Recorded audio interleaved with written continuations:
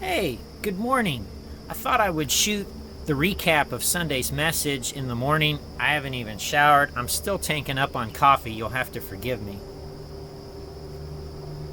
And I've got some kids to get off. I've got an 8-year-old that's eating some Cinnamon Toast Crunch right now, and I got to get her off to elementary school. Then I'm going to come back, and I'm going to get my high schooler to high school. Ironically, that's going to take 35 minutes, even though it's an hour.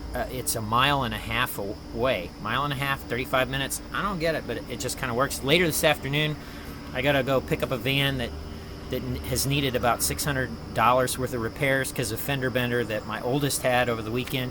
Can I just say, parenting is hard. Parenting is harder than it used to be.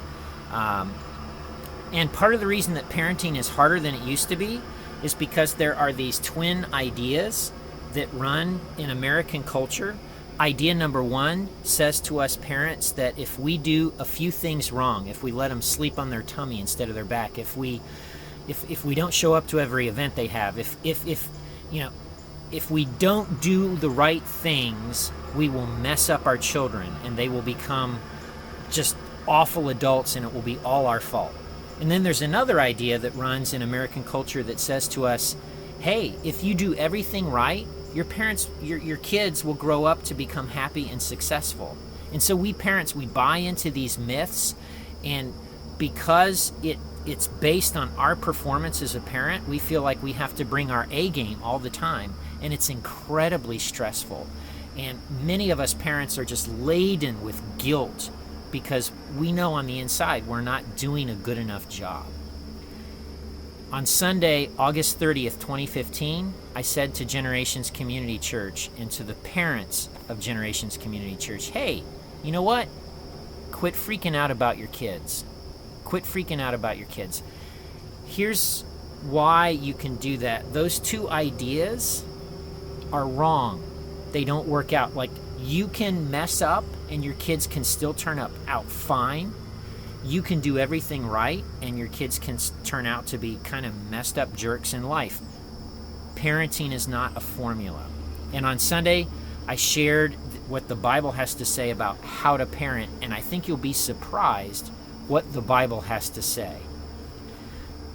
A couple of takeaways that I want to share with you from Sunday's message. Takeaway number one, hey, mom and dad should come first. I say to my kids all the time, wait a minute, ho. Mom's talking, wait a minute. Mom's first in line, wait a minute. Mom trumps you. And Jenny will do the same thing. She goes, whoa, hey, your father was talking to me. Hey, wait a minute, your father, dad comes first. And it plays out a number of different ways with our kids. And if you're divorced and remarried and the kids that you have in the house, the person that you're married to isn't their parent, guess what? It still applies. The other adult comes first. That marriage thing comes first.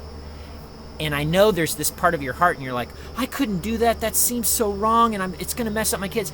I'm telling you, when your kids are 30, they'll thank you for it. Takeaway number two, for those of you that are middle school and high school students, hey, don't expect your parents to show up to every last thing you do.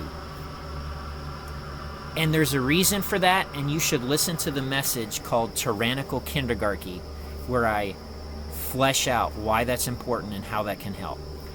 Hey, I hope you're having a great week, and if you're a parent, you know what? You're not near as bad a parent as you think you are, and you know what? You can trust God with your kids. You really can. And you can quit freaking out about them. All right, gang, I'll see you later.